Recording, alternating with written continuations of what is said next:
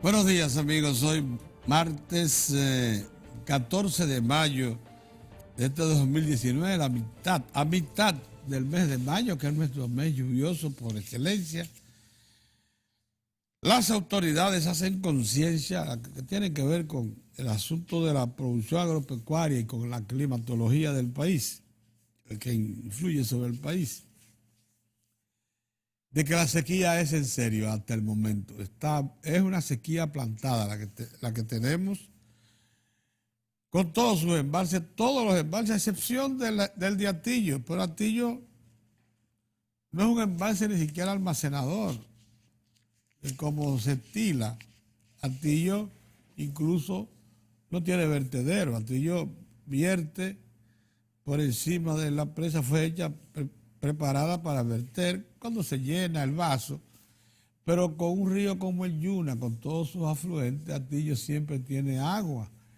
El resto de las presas, todas están en su mínimo nivel. Gravísima situación que hace que, a menos que se produzca un cambio en lo que resta del mes de mayo, y que la temporada ciclónica que inicia el 1 de junio comience con suficientes efectos climatológicos en las zonas caribeña, la situación se torna verdaderamente preocupante. El efecto del niño, este es un niño que ha crecido demasiado, se ha extendido más de la cuenta y pudiera entonces plantearnos retos terribles. Sin embargo, los que conocen del clima y los que, como nosotros, siempre creemos que tenemos quien nos proteja, dicen que eventos climatológicos que impedían que los frentes fríos, por ejemplo, se acercaran más a la zona caribeña y se quedaran casi todos en la zona norte de la región, o sea, los Estados Unidos, Canadá, etcétera, en que estaban siendo contenidos por centros climatológicos de presión que le impedían llegar. Ahora mismo esos eventos se están desplazando hacia el fondo del Atlántico y van para la península ibérica, o sea, España, Portugal, etcétera. Si ha cambiado de rumbo esos anticiclones característicos, que son los que impiden la formación de los eventos climatológicos que traen las lluvias, entonces pudiera ser que cambie la situación. Para un experto que sigue de cerca el asunto y un creyente en su país, en la República Dominicana, como Manuel González Tejera, según él, ya se inició un movimiento de los anticiclones para correr hacia arriba, hacia la zona de España, Portugal, y ya eso liberará a todas las vaguadas que se crean en esta parte, principalmente las que se originan en las costas africanas, a correr la ruta que siempre recorren. Desde allá vienen a morir al Golfo de México o en la misma zona del Caribe. A veces penetran hasta Centroamérica, pero bajan sin la resistencia que le ponen los anticiclones. Y es así. Y Manegonte dice que a partir del sábado debe cambiar la situación. Quizás el mes de mayo se reponga en la segunda quincena o en las últimas 2 semanas del mes. Y entonces nos devuelva un poco del agua que nos ha quitado como tradición. Porque mayo es un mes de lluvia, pero no lo hemos sentido, a excepción de pequeños lugares de la isla. La situación es preocupante porque usted no tiene ni siquiera las aguas suficientes para las cosechas tradicionales. Arroz, por ejemplo. No hay agua para programar la cosecha de arroz, la grande. Lógicamente no es para estos tiempos que se siembra. Ahora todavía estamos cosechando primavera. que concluyéndola. Es más, los arroceros están contentos porque para estos tiempos ellos estaban bregando con crecidas del Yuna, por ejemplo, para poder cortar el arroz ya lleno, maduro.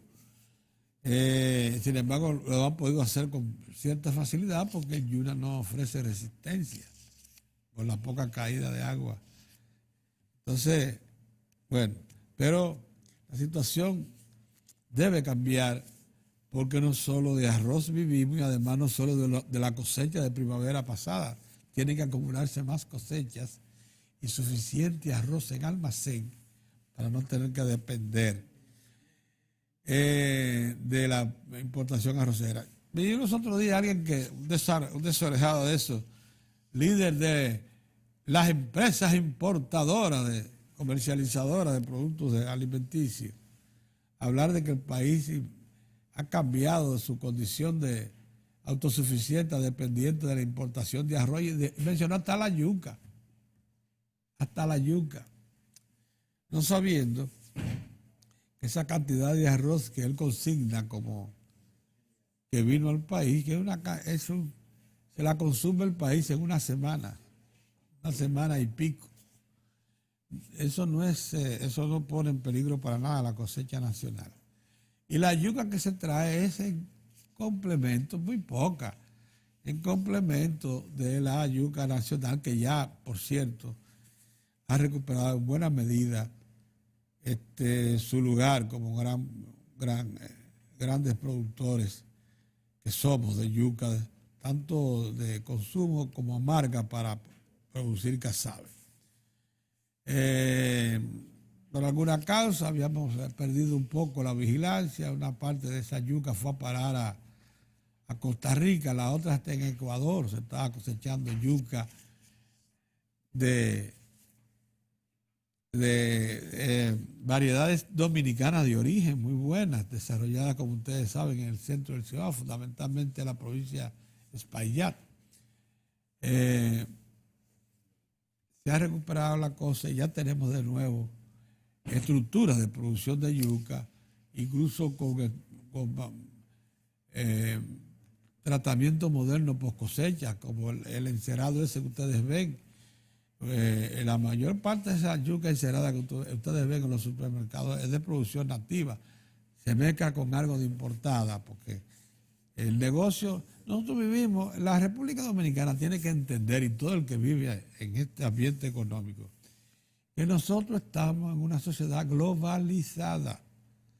Es más, somos la única nación de habla hispana incorporada a los dos grandes mercados occidentales, el mercado de los Estados Unidos y el mercado de la Unión Europea, los dos más grandes, poderosos, y con ambos tenemos ya acuerdos de doble vía. Así como nosotros podemos exportar hacia esos mercados libres de impuestos, ellos pueden mandar hasta acá lo que nos interesa a nosotros, libre de impuestos. Esa es la situación.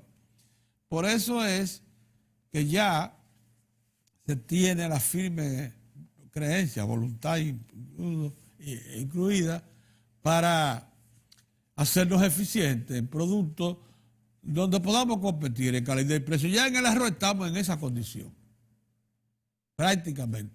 Y vamos para allá cuando se abra totalmente el mercado en el 2025. Y si no producimos todas las habichuelas que necesitamos, es porque el Valle de Constanza sigue todavía sembrando variedades de poco rendimiento. Una vez se incrementen los rendimientos de esa variedad, ustedes van a ver que la cosecha se va a incrementar mucho más y en vez de 350, 4.000 quintales, estaremos produciendo 600, 800.000 quintales. El país consume unos 900.000 quintales. Pero ¿cuál es el problema de traer el faltante? Porque para suplir toda la habichuela que necesita el país hay que sembrar las faldas frías de la montaña y deforestar. Ese precio no debemos pagarlo, no tiene sentido. Es mucho más el daño al país que lo que aportaría ese tipo de cosecha. Entonces ya simplemente concentrémonos donde podemos producir habichuelas en grandes proporciones, mejoremos las variedades y el faltante lo importamos. Dice también que somos dependientes de la importación de maíz. Bueno, estamos importando 1.200.000 toneladas métricas de maíz para hacer de un pollo, de un huevo fértil, un pollo de 4,5 libras en 37 días. Con ese maíz y con unas 600, 500.000 toneladas más de soya que se importan también para la industria avícola, que es la mayor consumidora, también se le suministra al sector ganadero y porcino, pero fundamentalmente el sector avícola depende de eso. Y somos uno de los mejores convertidores de granos en carne y huevos de América Latina.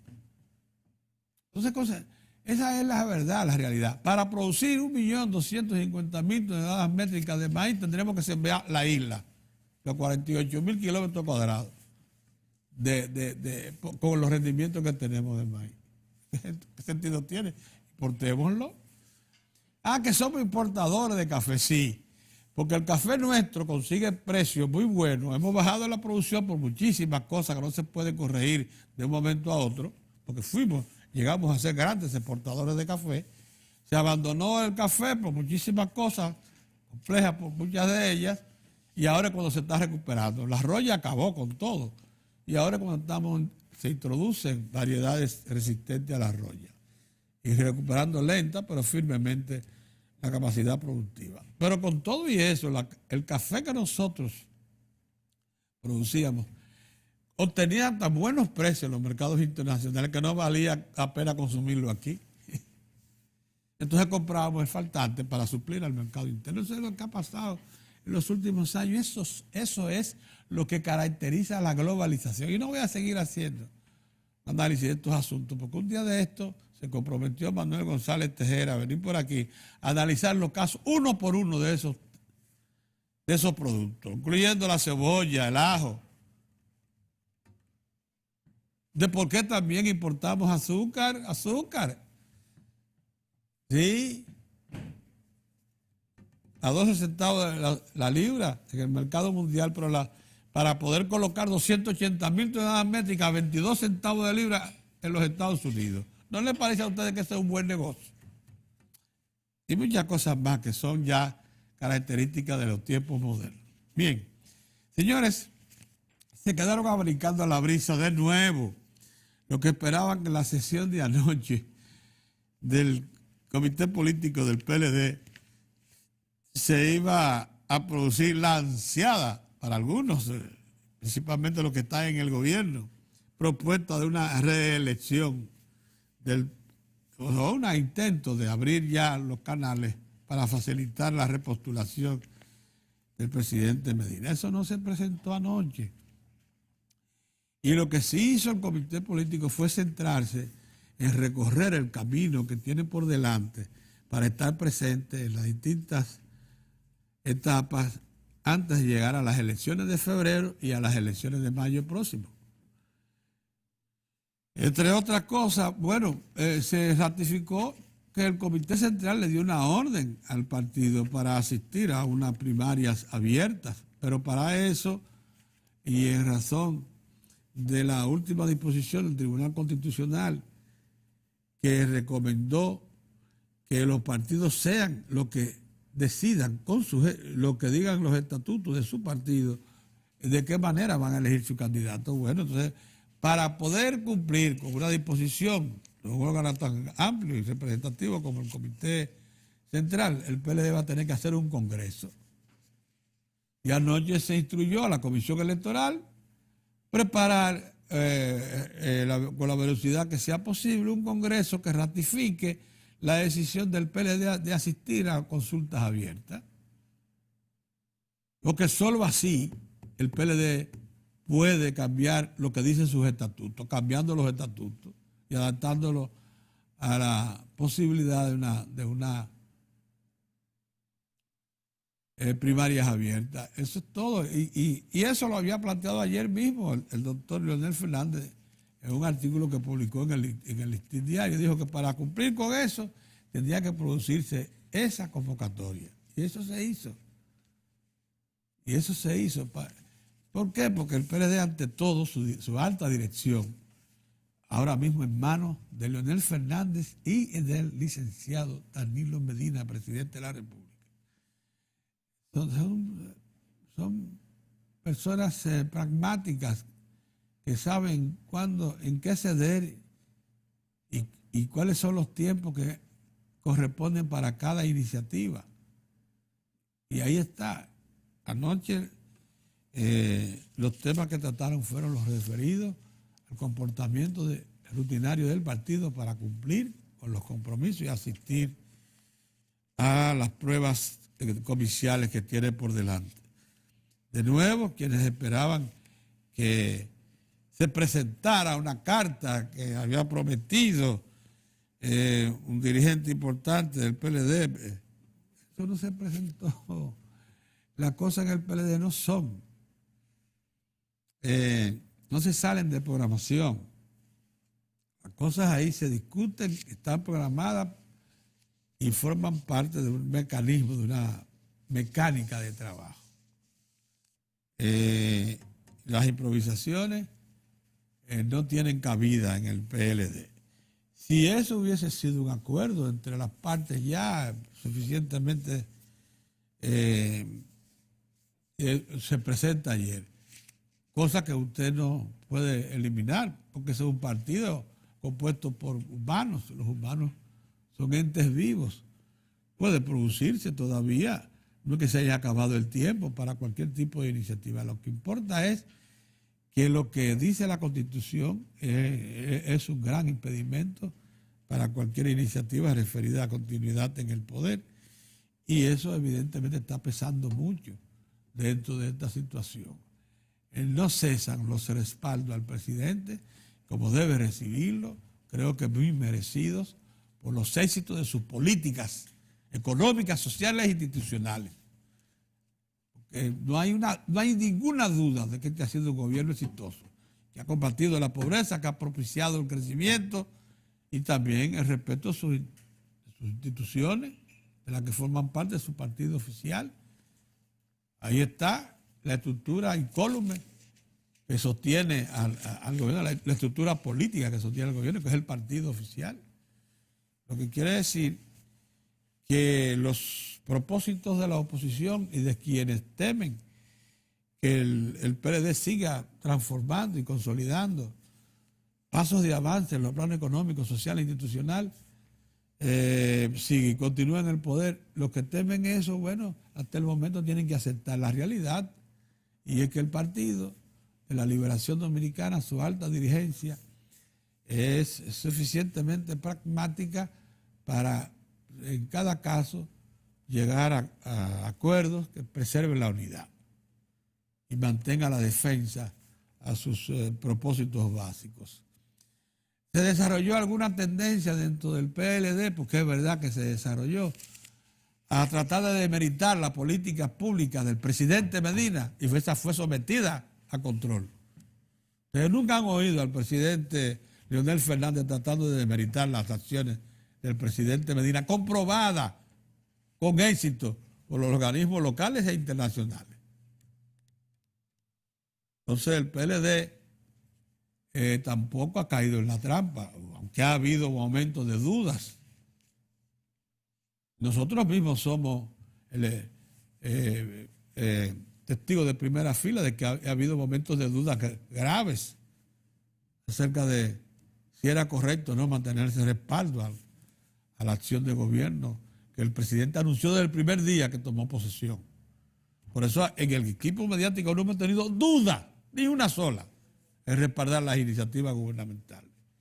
Es más, nos sentimos plenamente satisfechos con iniciativas como la Punta Catalina. Imagínense usted si eso no ha cumplido con nuestras expectativas. Imagínense usted la visita sorpresa. Ponga usted que hayan fallado un 50% y el otro 50%, y el efecto que eso ha producido en el campo y en las estructuras productivas del país. Y lo que tiene eso que ver con la organización y preservación de núcleos de productores en el campo. para que no vengan a las ciudades a perder el tiempo y a formar barrios en miseria. Entonces, todas esas cosas son iniciativas del presente gobierno. Nosotros las hemos apoyado, pero sin un mínimo de duda. Claro, siempre hay diferencias en los tratos, en las formas y cosas que se expresan porque vivimos una sociedad democrática. De manera que se quedaron abanicando la brisa de nuevo quienes pensaban que anoche se iba a armar un brejete en el comité político del PLD. Esa dirección lució de nuevo madura lo suficiente como para afrontar el reto de que tiene un proceso comercial muy complejo por delante y que tiene que, como partido oficial que dirige el país en los últimos años, tiene que preservar su unidad y su propósito de miras, tener claro hacia dónde va, sin duda. Entonces, esa es la situación. Buenos días, don Mozart, hombre. Buenos días, Pedro, ¿cómo te va? Bueno, aquí entusiasmado con la idea de que... ¿Entusiasmado? De que se mantiene la unidad del PLD, eso es bueno, de que el país sigue adelante. El depende del PLD. No, depende en gran medida de la unidad del PLD, sí. Yo para mí, el futuro del país depende Señores, de la preservación de la unidad del PLD. La gente del PLD, escuchen ese planteamiento de un hombre como Pedro Cava, un ejercicio tan dilatado en el periodismo y de defensa, una defensa, además no cualquier defensa, una defensa sustanciosa de la política, de todo el proyecto político del PLD y de sus políticas públicas. Así es, desde el inicio. Pedro se ha buscado, ustedes no se imaginan lo que le ha costado a Pedro mantener esa defensa y ese entusiasmo por el fortalecimiento del Estado y sus políticas públicas. Lo que le ha costado en el plazo, en el plano personal. Y familiar. Y familiar. Severo. Por eso yo, es horrible, le digo así, depende del PLD, porque a veces como que uno mira así al horizonte y mira también hacia atrás. La verdad es que no ha habido reciprocidad, pero lo voy a dejar ahí. Mira, Mozart, sí, es muy bueno. Mira, ayer recibí este reporte. Yo te lo mandé por correo electrónico. Sí. Y no sé si tú lo has podido ver. No, no lo he visto, te lo confieso. Que no lo he es un documento. No lo he visto. Muy reposado de el organismo que en el Partido de la Liberación Dominicana conforma lo que ellos llaman la Secretaría de Energía y Minas del Partido de la Liberación Dominicana. ¿Quién está al frente de la Secretaría de Energía y Minas? Bueno, ahí hicieron un análisis específico del problema eléctrico y de Punta Catalina. Y estos señores... Mírame quiénes son los que... ¿Quién es el secretario de Energía y Minas del PLD? ¿Hay una secretaría? Hay una secretaría que está a cargo de Antonio Herrera Cruz y que tiene como subsecretarios a los siguientes, entre ellos Leocadio Lebrón, amigo, el ingeniero electromecánico. Saber de lo técnico. Alberto Holguín, Domingo Mateo, Francisco Marte, Ramón Morrobel, Anulfo Duval, Edward Guerrero, Huáscar Martínez, Octavio López. Sí, Octavio. ¿Cuánto tiempo, Octavio? Raúl Herrera, William Castro. Bueno, estos señores elaboraron un informe sobre la participación privada en la propiedad de la central termoeléctrica Punta Catalina. Ellos aprovechan y hacen un análisis de la problemática energética desde que el PLD asume en el 1996, pero haciendo hincapié en la situación referida desde 2004 a la fecha, que es cuando ellos creen que tiene más valor la decisión que tomó el presidente Danilo Medina de iniciar la construcción de Punta Catalina, Mozart, patrocinada por el Estado en el 2013. Este informe, como le dije, firmado por estos señores, llega a la conclusión de que el Estado no debe vender Punta Catalina. Ajá. No debe vender, ni siquiera... No debe darle participación. No debe al darle, sector que privado. debe preservar la propiedad. Pero puede darle participación. Oye, preservando la sí, porque propiedad. ellos consideran esa posibilidad, pero dicen que la preferida, ellos llegan a recomendaciones. Número 1, por todo lo antes indicado y debido a que la inversión en la central Punta Catalina ha sido prácticamente cubierta con recursos provenientes del presupuesto de ingresos y gastos públicos del Estado, de un préstamo de un pool de bancos europeos y de la emisión de bonos soberanos, y debido a que la unidad 1 de la central está en prueba operativa y la unidad 2 en fase de terminación, el sentir de esta Secretaría de Energía y Minas del Partido de la Liberación Dominicana es que el Estado Dominicano mantenga la propiedad de la central termoeléctrica Punta Catalina y que se realice una licitación pública internacional para contratar los servicios de una firma internacionalmente calificada para la operación y mantenimiento de la central, a los fines de garantizar su óptima operación durante su vida útil. Esa es la primera conclusión, pero hay una segunda que probablemente responda a tu preocupación, que dice, en caso de que el gobierno tomara la decisión de vender parte de las acciones de la central termoeléctrica Punta Catalina, esta Secretaría de Energía y Minas sugiere que las mismas, o sea, las acciones, no sean mayor del 49% de la que se ponga en venta. Ay, con eso sí yo estoy de acuerdo. Con eso sí yo estoy de acuerdo. Y que se preserven los objetivos que dieron origen a la inversión del Estado en la central. Por supuesto. Como mayor abastecimiento de electricidad y disminución de los apagones, reducción del precio de compra de energía por parte de las empresas distribuidoras e impacto de la central en el déficit financiero y el subsidio del gobierno al sector eléctrico. Firmado Antonio Herrera Cruz, como te dije, Alberto Holguín, Domingo Mateo, Francisco Marte, Leocadio Lebrón, Ramón Morrobel, Anulfo Duval, Eduardo Guerrero, Huasca Martínez, Octavio López, Raúl Herrera y William Justo. Excelente, muy bien. Muy bien. Me gusta cuando los partidos políticos se ocupan de tocar temas así, temas nacionales importantes, envergadura, como es el caso del tema eléctrico y el Partido de la Liberación Dominicana, que es el partido en el poder, a través de una secretaría que obviamente está constituida por técnicos en la materia. Todos, sí. Todos ellos. Son ingenieros de minas, son Sí. ingenieros electromecánicos. Esas son las dos profesiones que privan ahí. Eso habla muy bien de esa organización. Y pienso que las consideraciones que están planteadas ahí, al principio, como no conocía el documento, como te dije, me extrañaba eso de no... Y esa segunda opción la consideramos.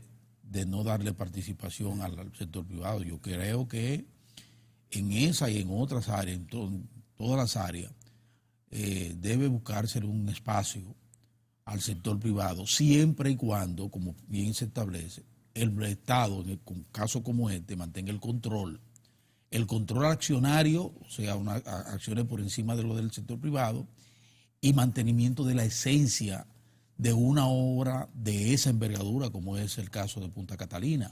Y eso está establecido ahí. Lo ideal es eso, ¿tú sabes por qué? Porque te le pone, le retorna al Estado capital. Sí, claro. Además, el Estado no se puede deshacer de algo que le devolvió incluso la dignidad al Estado. Ahora bien, oye, sin embargo, lo que significa la preservación de la propiedad de Punta Catalina por parte del Estado. Mira, con mucha frecuencia, y desde los tiempos de la década de los 80s y 90s del siglo pasado, el sector privado local e internacional se puso de acuerdo, ambos se pusieron de acuerdo para hacerle creer al Estado que no tenía capacidad ni de crédito, ni de gestión, de realización de cosas grandes. Al punto de que el Estado tuvo que someterse a una la corriente neoliberal, de desprenderse de las empresas públicas y compartirlas. En el caso dominicano se aceptó la posición intermedia, no venderla, sino compartirla con el sector privado. En América Latina, en la mayor parte de América Latina, lo que hizo América Latina bajo el influjo de Washington y también de sus principales socios europeos fue desprenderse de las empresas y incluso de los servicios. Bien, pero para eso ellos operaron con una segunda acción. Fue cerrarle las llaves del crédito financiero, tanto de multilateral como privado. Entonces los bancos, llegó un momento en que no estaban disponibles ni para el SEA ni para Acorde, pero tampoco el Banco Mundial, ni el Banco Interamericano de Desarrollo, ni los Exim Bank de los países amigos. Eso fue una acción coordinada para ese propósito. Pero completamente errática, Pedro.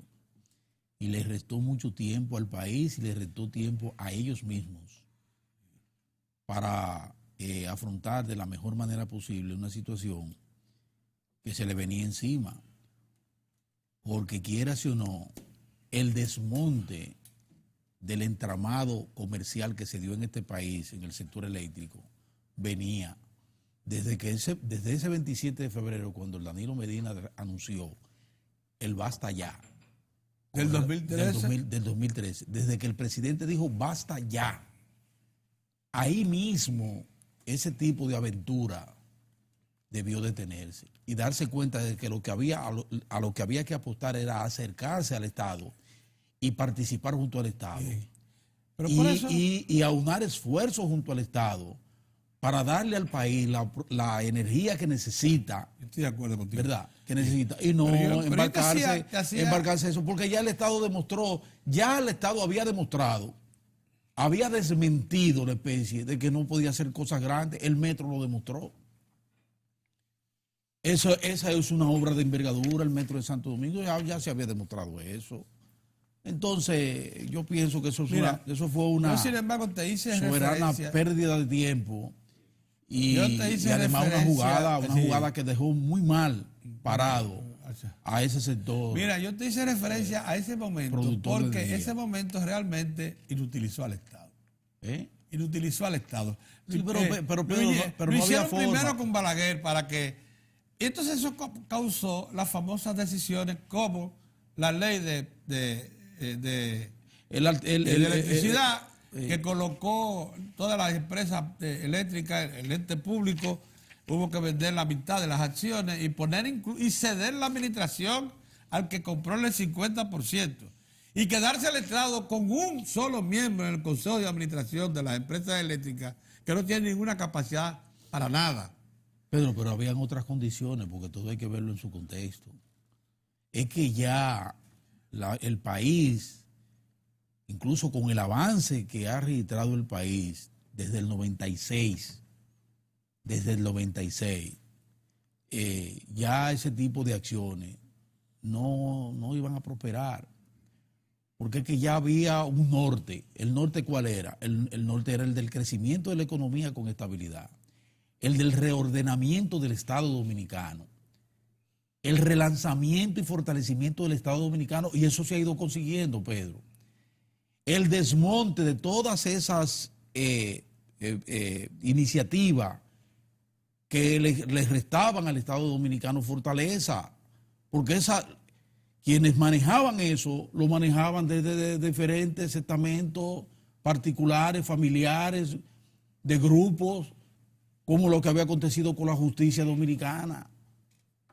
¿Entiendes, Pedro? Mira, por efecto de eso que tú dices. Entonces ya los tiempos son otros. Este país cambió. Así es, así. Yo estoy de acuerdo contigo en eso. Ahora, yo lo que quiero defender es la tesis de que el Estado preserve la propiedad total de Punta Catalina. Oye, ¿por qué? Pero total. Pues sí, oye, ¿por qué, Mozart? Oye, ¿por qué? No, yo no estoy de acuerdo. Pero es el caso excepcional de Punta Catalina. Miren por qué. No, yo no estoy de acuerdo. Es tanto el deterioro que se ha acumulado en el subsector eléctrico, es tanto la manipulación que se ha hecho del subsector eléctrico. Primero, las empresas privadas se llevaron todos los técnicos que formó el Estado, que pagó el Estado. Pedro. Yo viví procesos en los cuales la Corporación Dominicana de Electricidad pagó la formación completa de jóvenes que fueron a parar a las mejores universidades europeas, principalmente francesas e italianas, y algunas a los Estados Unidos, para formarlos, y después que ahí aparece, Pero todavía ahí están como queda, empresarios privados. Pedro. Queda muy poco. Entonces, por eso es que esa comisión... No, pero no total, Pedro. Esa comisión, déjame eso. terminar el juicio. Esa comisión del PLD, por eso es que sugiere que la firma de una empresa especializada, en el caso de que el Estado se quede con la propiedad. Pero y eso está planteado. ¿Saben ustedes por qué? Porque es verdad que el Estado tuvo que desprenderse y fue a parar casi todos ellos a las empresas privadas que operan en el país. El Estado, la CDE, se quedó prácticamente desprovista de suficientes técnicos operadores de planta, porque en otro plano conserva buena cantidad de programadores, por ejemplo, del desarrollo eléctrico, etcétera. Pero además es que se deterioró mucho por efecto de la manipulación el costo de la energía. Si usted tiene que dividir la mitad de la ganancia de Punta Catalina con el sector privado, usted le está quedando únicamente la otra mitad para subsumir los costos que hoy tiene la energía. Y yo creo que mientras más gane Punta Catalina, y Punta Catalina está destinada a recibir ingresos considerables, al punto de que en el quinto año habrá pagado la inversión de $2.000 millones que hubo que hacer. Pero además le va a economizar en petróleo y derivados nada más al Estado $450 millones al año. Y se va a ganar un dinero. Ese dinero, lógicamente, el Estado en Punta Catalina no lo puede disponer para otra cosa que no sea para su sector eléctrico. Y yo creo que la tarifa, Mozart, está muy alta. Para una sociedad como la nuestra, que tiene deprimido el empleo, que tiene deprimido el salario. Pero eso se acuerda, Pedro.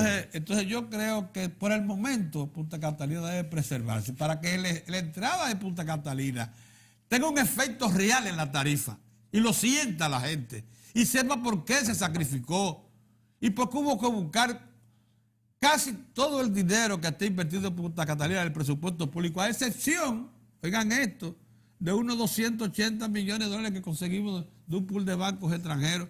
Porque no me diga usted que si se tomaron $600 millones de bonos soberanos que fueron a parar el presupuesto público, usted me va a decir que eso fue aportado por el presupuesto público, esos bonos, junto con los 1.200 millones que se sacaron del presupuesto de dólares, que se sacaron para pagar Punta Catalina. Entonces, yo creo que por lo menos con esta planta se debe preservar la posesión completa del Estado. Y en los proyectos que faltan, porque el problema, la empresa eléctrica no para con Punta Catalina.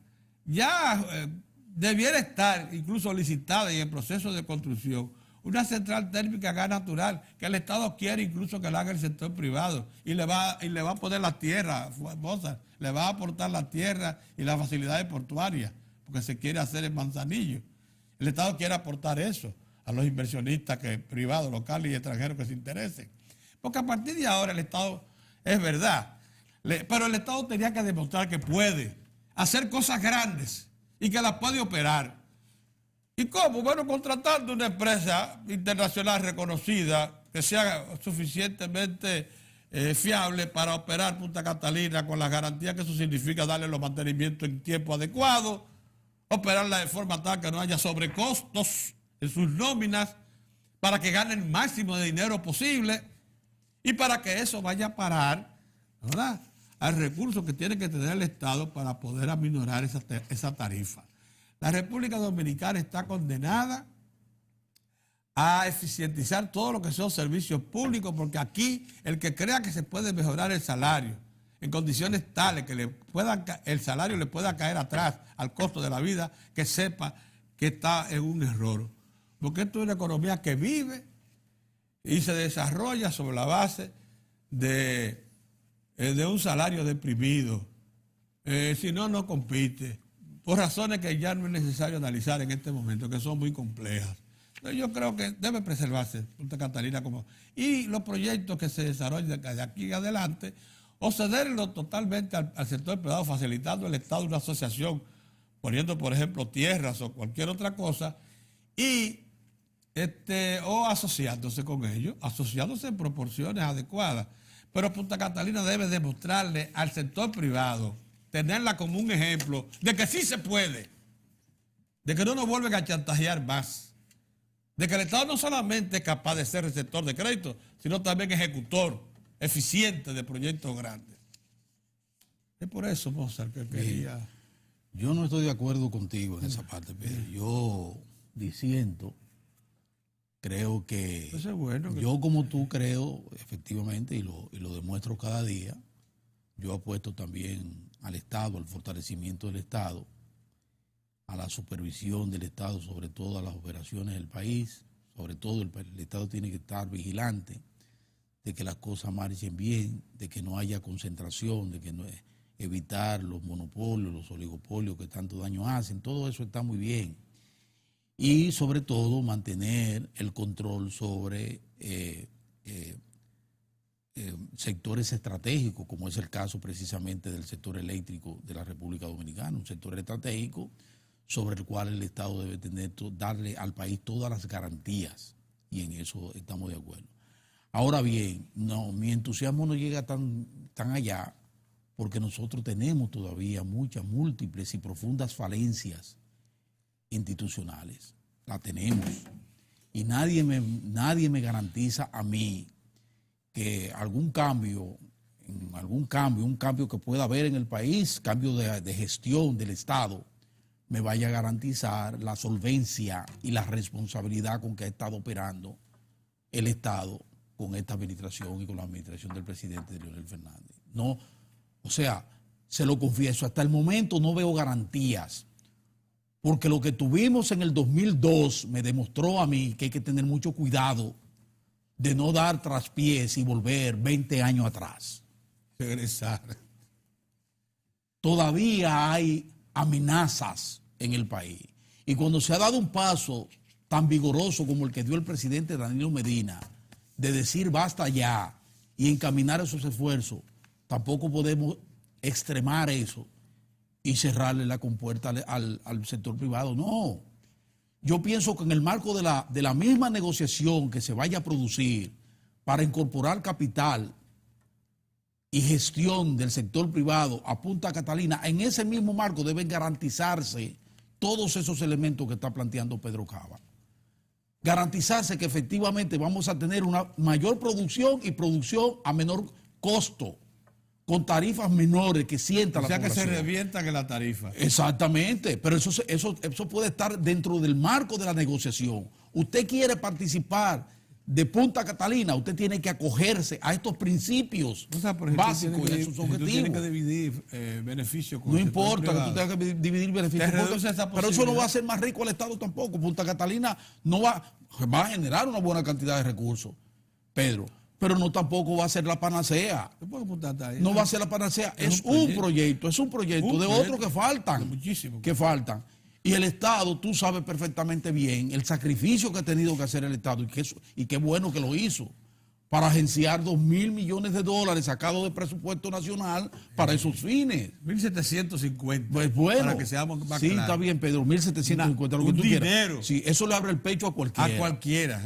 Entonces, si esa gente que se equivocó porque perdió el norte, aquí hubo gente que creía que este país era de él. No pasó con los banqueros que creían que el país era suyo. ¿Y dónde terminó?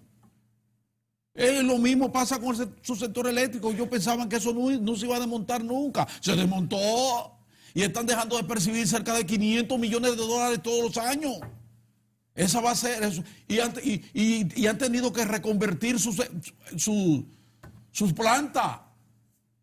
Porque otras van a salir del mercado, Pedrito. Y han tenido que meterse la mano en el bolsillo. Ya eso por sí son situaciones que nos conducen a nosotros muy bien, pero no llevemos eso a los extremos. Si tenemos que repartir entre un sector privado que sabe de eso, o sea, el sector privado, cuando el sector privado mete dinero Es porque va a ganar. Es porque va a ganar, Pedro. La gente no vota el dinero. Y para ganar tiene que ser eficiente. Y le gusta hacerlo Tiene con que mucha ser eficiente. ventaja. Entonces, si tenemos la presencia del capital privado, si hay un cambio de administración, ya hay mayores garantías de preservar esa obra, Pedro. ¿Tú me estás entendiendo lo que estoy diciendo? Esto no tiene que ver con Abinader, ni con PRM, ni nada de eso. Yo no estoy pensando en nada de eso. Estoy pensando en lo que han sido estas gestiones que nos han permitido a nosotros ya contar con cosas tan grandes como Punta Catalina.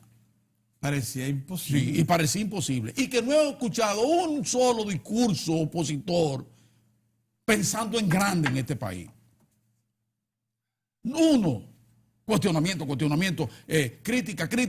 No una sola propuesta. Pero no se han adherido a ese proyecto. No, para nada. Ni uno solo de la Y oposición. tú lo ves enganchándose de cualquier situación que sale ahí. Ya están enganchados con el asunto de la pobreza. Del tratamiento extraño que se le dio a un informe de la FAO. Ya se agarran de ahí. Ya yo vi ayer. Y Danilo nos dice que esto es clase media. Y miren, sin embargo, este país, la alimentación y la desnutrición. O sea, es una locura. Entonces, por eso te digo, Pedro, entonces, si ese es el enfoque que me está dando, si eso es lo que me está presentando a mí, las posibles alternativas frente al PLD y a Danilo Medina y Leonel Fernández, entonces yo tengo que ser cauto. Entonces, ¿en quién yo creo? En la alianza público-privada, porque yo creo en el sector privado. Yo creo. Pues yo no juego con eso. eso. Pero míralo ahí, están dando la demostración. Busca ese sector financiero como va de maravillosamente bien, articulado con las autoridades. Y recibe el 80% de los recursos. Pedrito. Que van de la economía a ellos. Es a ellos, el sector financiero. Incluyendo la fuente financiera del Estado. Pero por supuesto que sí. Pero tú lo ves en otras áreas. En materia de innovación, es una mancomunidad de esfuerzo lo que tú estás observando, Pedrito. Tú no sabes. El trabajo que se está haciendo, ese trabajo de Indotel junto con la Telefónica y con todo, es un trabajo maravilloso que nos lleva a nosotros a afianzarnos como uno de los países más desarrollados en materia de telecomunicaciones de la región, Pedrito. Entonces yo creo en el sector privado. Ahora hay que tener cuidado con ello porque que aquí hay bellacos. Y hay gente que la ingesta es una cosa terrible, porque tienen unos estómagos de este tamaño. Sí, no hay manera de llenarlo. ¿Entiendes? No hay manera de llenarlo, entonces con esa gente hay que tener cuidado. Bueno, el cuidado, el celo que debe tener un Estado responsable para decir, venga acá, usted va a participar de esto y va a ganar dinero. Pero es sobre esto, en estos términos. Yo creo en la asociación. Lo que pasa es que yo quiero preservar a Punta Catalina. Sí, pero se preserva, Pedro.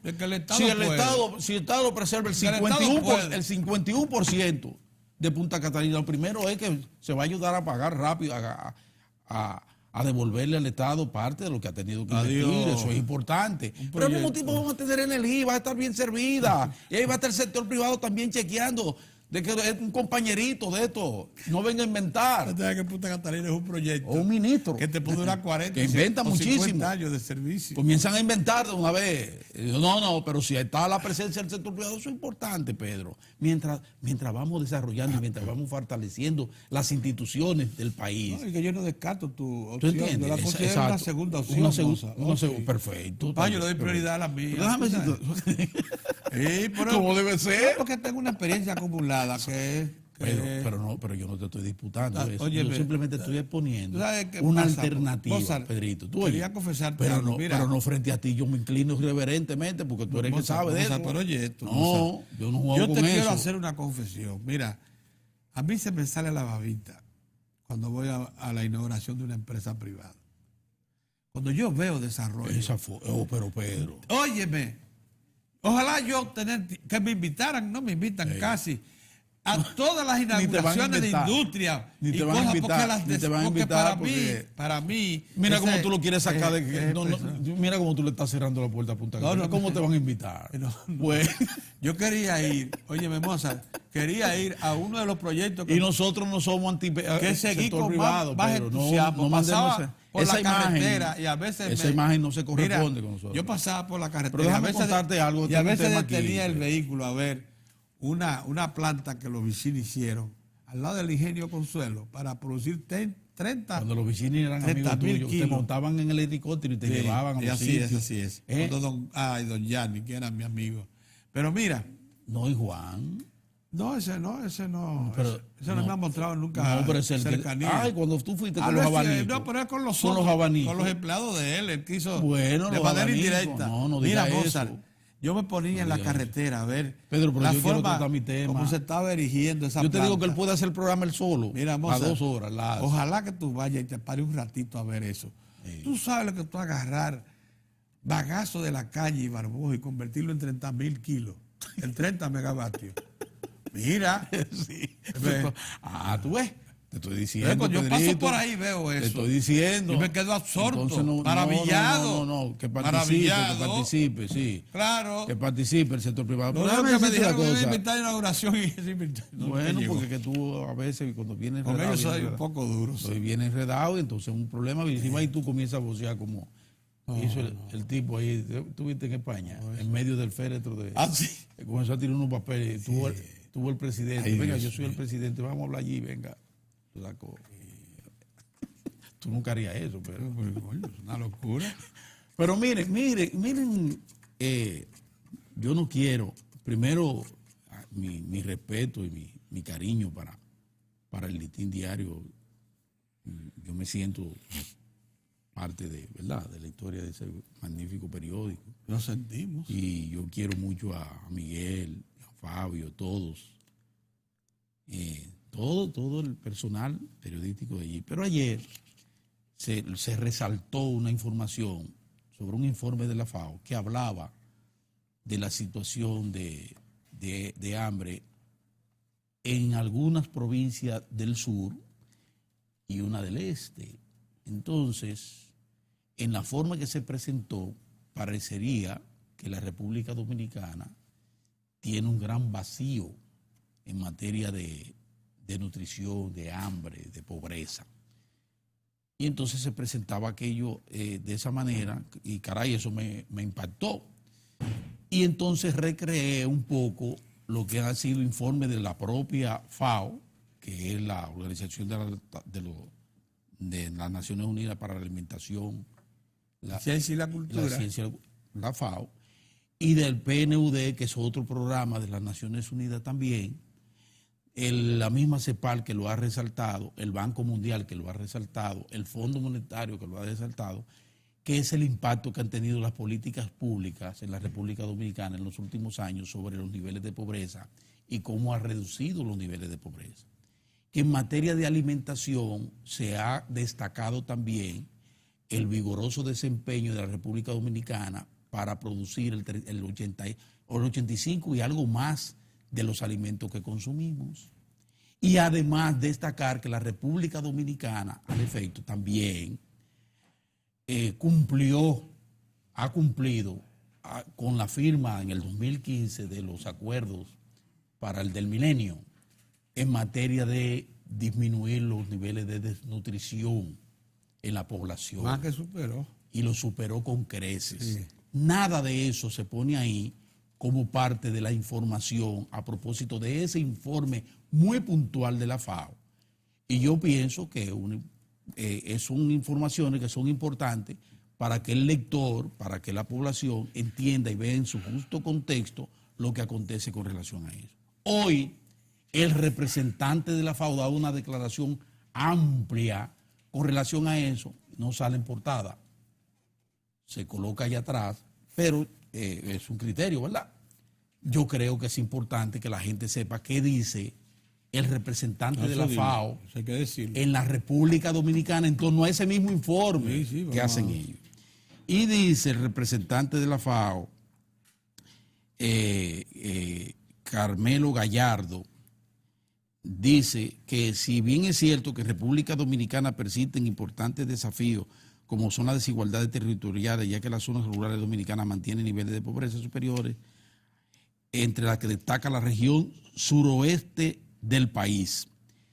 Esta región ha sido priorizada por el gobierno dominicano en sus iniciativas y actividades de desarrollo y por tanto la FAO contribuye a reflexionar sobre las mejores políticas públicas para reducir la pobreza rural. Y dice él, no obstante afirma que en República Dominicana el hambre y la pobreza han disminuido de forma consistente en los últimos años ya que la pobreza nacional se ha reducido desde casi 40% en el 2003, oye, él se va al 2003, al 25.5% en el 2018. Asegura que la República Dominicana es uno de los pocos países de América Latina y el Caribe que cumplió en 2015 la meta 2 de los Objetivos de Desarrollo del Milenio de reducir a la mitad el porcentaje de población subalimentada. Pedro, eso lo está diciendo el representante de la FAO. Y tú lo ves en las esquinas aquí, unos muchachos de 15 años que miden 6 pies. Eso no es por casualidad. Óyeme, yo les informaba a propósito de esto que dice él, del caso de la pobreza rural, que en efecto se habla de la pobreza rural. Y uno dice a veces, bueno, la pobreza rural, y uno se coloca en el campo, pero resulta que nosotros tenemos un traslado de pobreza rural a zonas urbanas. Por el asunto que yo les explicaba ayer, ha habido una migración interna de gente que estaba pasando las 1001, sobre todo en esa línea fronteriza, Sí. y aprovechando lo que está pasando en otras regiones, como la Altagracia, por ejemplo, con el turismo, aprovechando la pujanza de Santiago de los Caballeros con el empleo, espacio, aprovechando el Gran Santo Domingo y su desarrollo vertiginoso también. Bueno, lo que han hecho es que ha habido desplazamiento hacia acá. Y entonces usted tiene pobreza rural que estaba ya metida ya, que se ha colocado aquí como foco, ciudades satélites, como se le llama. Usted tiene un arroyo hondo y en los alrededores usted encuentra aglomeraciones de La Puya, que es de gente. Pero aún tú vas a la Puya ahora y ya no es la Puya de hace 20 años o 10 años, Pedro. Porque es una Puya que ha cambiado. Tú lo ves metido en el supermercado nacional junto con los ricos de ahí, vale la cuña. Sí, pero tú lo ves que y se ellos van miran buscando, ahí, miran de reojo, sí. pero están ahí, Están ahí. consumiendo, Pedrito. Sí, sí, Entonces, sí. lo que yo, el llamado de atención, yo sé que estas son de las cosas que dicen, ahí está buscando la quita. No, es que tenemos que ser justos con nosotros mismos. O sea, si bien es cierto que tenemos, como dice el representante de la FAO, todavía tenemos situaciones que tenemos que resolver. Esa es una región, esa región de la frontera que fue olvidada por mucho tiempo y ahora se está priorizando, como dice el representante de la FAO, en este momento la prioridad del gobierno en materia de combate a la pobreza es precisamente esa zona que es la zona más deprimida del país, lo ha sido por siempre, y que se ha incrementado su nivel de pobreza porque se han desplazado familias dominicanas y está siendo ocupado esos terrenos por familias haitianas, donde sí existe una abrumadora y lastimera hambruna.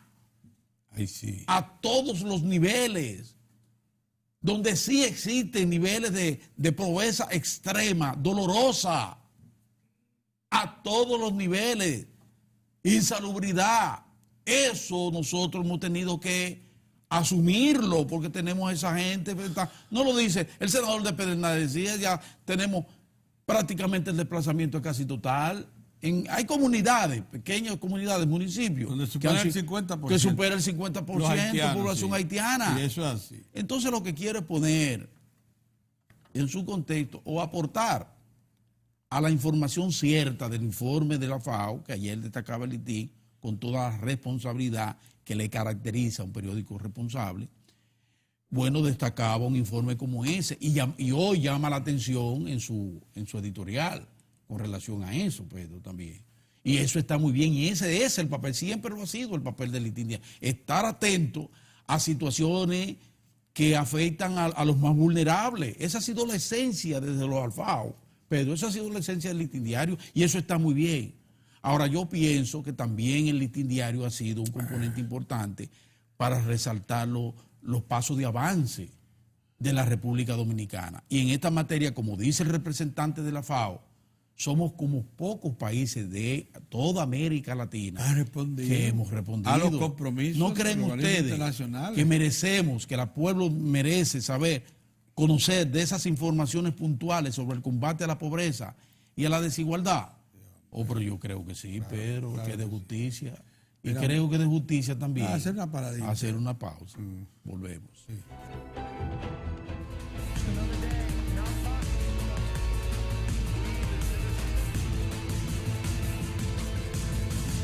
Nos sentimos muy agradecidos por su sintonía. Se ha demostrado al transcurrir de los años que debemos de estar bien informados de todo lo que acontece nacional como internacional.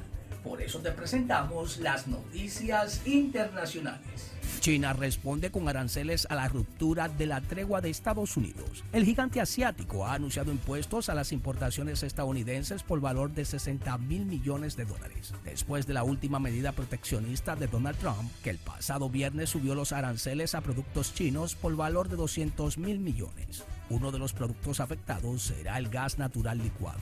El aumento de los aranceles no resolverá ningún problema. China nunca se rendirá a la presión externa. Tenemos la determinación y la capacidad de salvaguardar nuestros derechos e intereses legítimos, han dicho desde Pekín. Este último movimiento en la guerra comercial que mantiene China y Estados Unidos no ha sido ninguna sorpresa. Pekín ya anunció el viernes que tomaría las contramedidas necesarias después de que Trump rompiera la tregua comercial de los últimos 6 meses. Creen que hay problemas difíciles que requieren un estudio serio y la toma de decisiones, pero pese a todo, ambas partes insisten en que las negociaciones están siendo constructivas, siguen progresando y lo seguirán haciendo en el futuro.